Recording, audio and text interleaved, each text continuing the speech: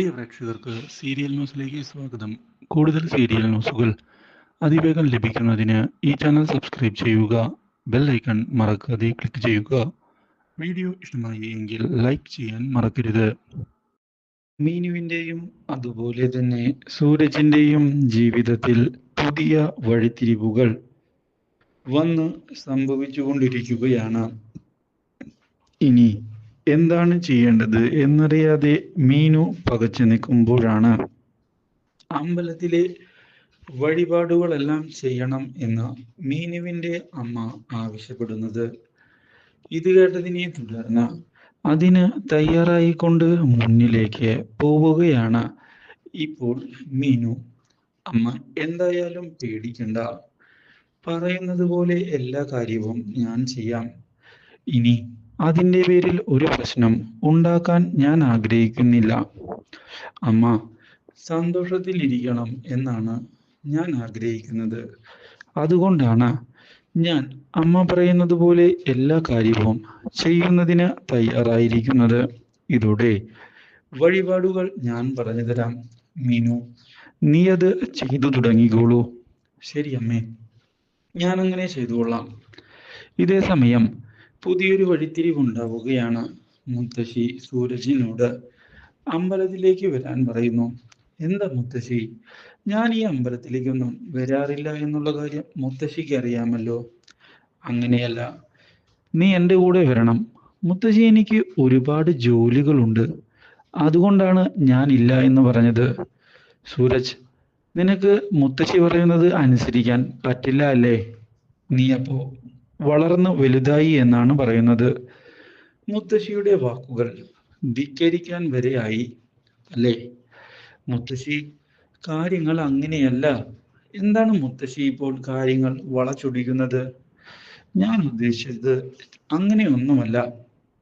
നീ എന്തു ഉദ്ദേശിച്ചാലും ഇല്ലെങ്കിലും മുത്തശ്ശിയുടെ കൂടെ നിനക്ക് വരാൻ സാധിക്കുമോ എന്നാണ് മുത്തശ്ശി ഇപ്പോൾ ചോദിക്കുന്നത്. ഓ, ഈ മുത്തശ്ശി. ശരി മുത്തശ്ശി, ഞാൻ വരാം. ഇനി ഞാൻ വരാത്തത് കൊണ്ട് ഒരു പ്രശ്നം മുത്തശ്ശിക്ക് ഉണ്ടാവേണ്ട. വാ, നമുക്ക് പോകാം. ഇതോടെ സൂരജിനെയും കൂട്ടി അമ്പലത്തിലേക്ക് എത്തുന്ന മുത്തശ്ശി, ഇനി ഒരു വഴിപാട് നടത്താനുണ്ട്, അത് നീയാണ് നടത്തേണ്ടത്. അതിനെന്താ മുത്തശ്ശി, ഞാൻ അതിന് തയ്യാറാണ്. എന്ത് വഴിപാടാണ് നടത്തേണ്ടത്? മുത്തശ്ശി പറഞ്ഞോ. ഓ, ചെറിയൊരു വഴിപാടാ, അത്ര കാര്യമായിട്ടൊന്നുമില്ല, ഞാൻ ചെയ്യാം. എന്ത് വഴിപാടാ? ശയന പ്രദക്ഷിണം. എന്ത്? ആ എടാ, ശയന പ്രദക്ഷിണം നടത്താനാണ്. നിന്റെ വിവാഹം നടക്കണമെങ്കിൽ ശയന പ്രദക്ഷിണം നടത്തണം എന്ന് പറഞ്ഞിട്ടുണ്ട്. അതുകൊണ്ടാ. അതൊന്നും പറ്റില്ല, എനിക്ക് വയ്യ ശയന പ്രദക്ഷിണം നടത്താൻ. നിന്നോട് മുത്തശ്ശിയ പറയുന്നത് ചെയ്യാൻ. നിനക്ക് വിശ്വാസം ഉണ്ടെങ്കിലും ഇല്ലെങ്കിലും മുത്തശ്ശി പറയുന്നത് നിനക്ക് അനുസരിക്കാമല്ലോ. നീ അത് ചെയ്തു തരണം. ഈ കാര്യത്തിൽ മുത്തശ്ശിയെ ധിക്കരിക്കാൻ പാടില്ല. ഇതോടെ സൂരജാകെ പെട്ടുപോവുകയാണ്. ശരി, എന്നാ നടത്തിയേക്കാം എന്ന് പറഞ്ഞ സൂരജ് ശയന പ്രദക്ഷിണം നടത്തുകയും ഇതേ തുടർന്ന് ചെന്നുമുട്ടുന്നത് പ്രാർത്ഥിച്ചുകൊണ്ടിരിക്കുന്ന മീനുവിൻ്റെ കാലുമേലായിരുന്നു. ഇതോടെ മീനു നോക്കുകയാണ്. സൂരജിനെ കണ്ട് മീനു ചിരിക്കുകയും ചെയ്യുന്നു. ഇതോടെ മുത്തശ്ശി, മീനു ഇവിടെ ഉണ്ടായിരുന്നു.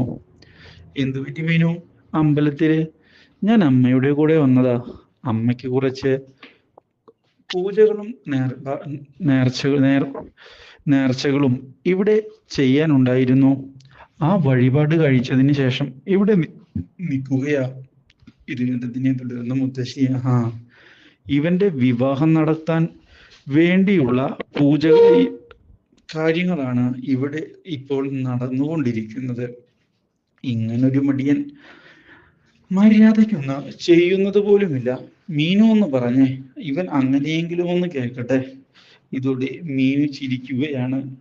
സൂരജിന് ആദ്യം നാണം വരുന്നുവെങ്കിലും പിന്നീട് കാര്യങ്ങളെല്ലാം അങ്ങ് നടക്കട്ടെ എന്ന് കരുതുകയാണ് ഇപ്പോൾ. ഇതോടെ സൂരജും അതുപോലെ തന്നെ മീനുവും ഒന്നിച്ച് അമ്പലത്തിൽ പ്രാർത്ഥിക്കുകയാണ്. ഇതെല്ലാം സ്വപ്നത്തിൽ കണ്ടതിനെ തുടർന്ന് ആകെ ഞെട്ടിപ്പോകുന്ന ചിന്താമണി അമ്മയെ ചെന്ന് കാണുകയാണ്. മീനുവിനെ സൂരജ് കല്യാണം കഴിക്കുന്നത് ഞാൻ സ്വപ്നം കണ്ടു അമ്മേ. അവർ രണ്ടാളും പ്രണയത്തിലാണ്. എന്ത്? അവർ രണ്ടാളുമോ? നീ സ്വപ്നം കണ്ടു എന്ന് കരുതി ഓരോന്ന് വിളിച്ചു പറയാൻ നിൽക്കരുത്. കാര്യങ്ങളെല്ലാം കൃത്യമായി പ്ലാൻ ചെയ്തിട്ടാണ് ഞാൻ ഇവിടെ കൊണ്ടുപോകുന്നത്. അതിനിടയിൽ ഒരു മണ്ടത്തരവുമായി വന്നിട്ടുണ്ടെങ്കിലോ പറഞ്ഞില്ലെന്ന് വേണ്ട എന്ന് ഭീഷണിപ്പെടുത്തുകയാണ് Sumathi. Do like, share and subscribe.